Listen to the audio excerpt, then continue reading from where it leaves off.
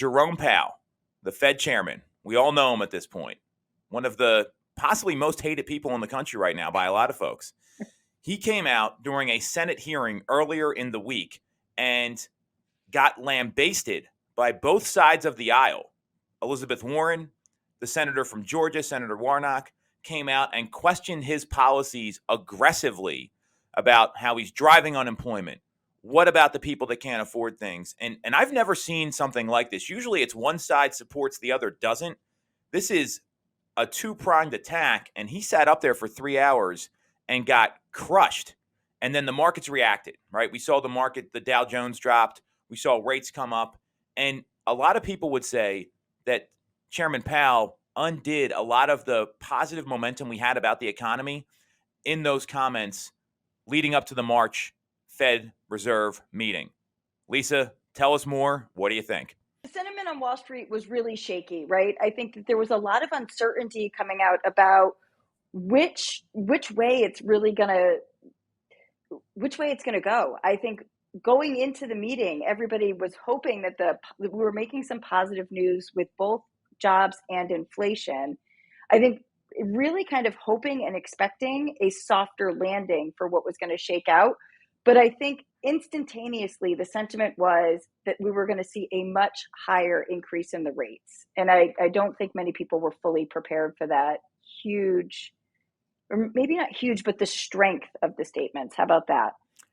I would agree. I mean, Powell was almost defiant up there. And I would not want to be up there getting questioned by all these senators. I mean, these people they've all got an agenda. And when you see them all unite in one way, I find that to be very fascinating because that tells me that there's actually a legitimate concern across the country for everybody else. And when you see Elizabeth Warren attacking him, she had some very aggressive comments. I want to pull up a couple of them here and I'll read them verbatim, where she went on and said that Chairman Powell is gambling with people's lives, right? Like that's pretty aggressive.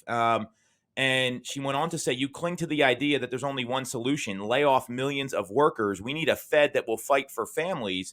And what she's worried about is 2 million people potentially losing their jobs and that this unemployment rate's going to go up, which we'll talk about here what the actual report said later in the show. But that was a major concern. And then you see Senator Warnock from Georgia saying, well, what about the people that can't afford anything anymore because inflation's out of control? And these are people that are on polar opposite ends of the political spectrum. And I'm Mr. Purple when it comes to politics. Like my goal is to be the most even shade of purple at all times. I mean, that's where you want to be. You want to be in the middle. And obviously you want to look at what's going to be best for people fiscally is a primary concern that I have. And when you see that happen and people just attacking him either way, people are nervous. There's a lot of nerves in the market right now. And a lot of folks thought that we were going to see the interest rate hikes start to cool as we head into the spring. March, April, May, maybe it's only like a 25 basis or hopefully a 0 basis point increase. A lot of economists like Logan Mohtashami from Housing Wire have been calling for that, for the Fed to slow their roll in that sort of and stop, bringing up these constant rate increases every meeting. Now, it sounds like they might go even higher, and we've seen that with the market reaction. So there's a lot of nerves across the country right now, and Wall Street obviously saw that as well, and the Dow reacted. And then we saw the 10-year yield react. Rates went up. I mean, we were talking before the show here. We're at like 7 1/8 right now as of this morning when we're filming this. This is a big jump, and we know what happened the last time rates got to 7. So we're obviously both running teams. We're, both got, a lot. I think between the two of us probably have over 100 salespeople that we work with on a regular basis. What are we communicating to consumers right now? Because it's an interesting time where there's still demand out there despite all this. There's people that are nervous. How are we taking this information and giving people certainty when they want to transact because their life dictates they need to?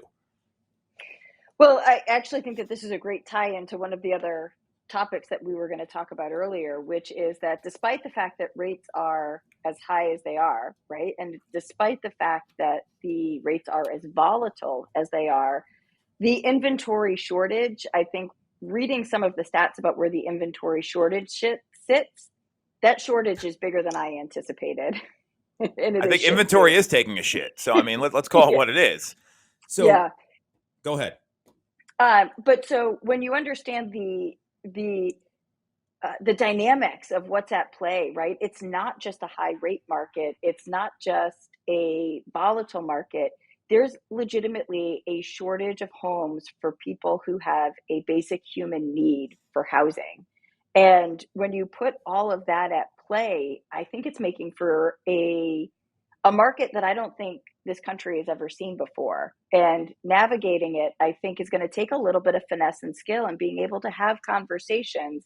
Again, I go back to what I actually said last week with thinking about how do we help consumers accomplish their basic needs right now while understanding the volatility in the market and being able to explain to them some of these data and facts about what makes this different from all those prior markets, right?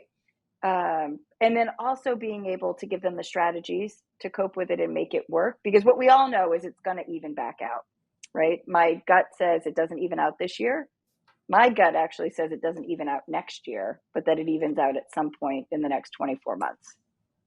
Well, that's a really great time frame to give people because I know there's a lot of folks out there, and tell us what you think in the comments here. If you think that things are going to even out later this year, 2023, 2024, 2025, like Lisa's talking about, would love to hear what you're seeing.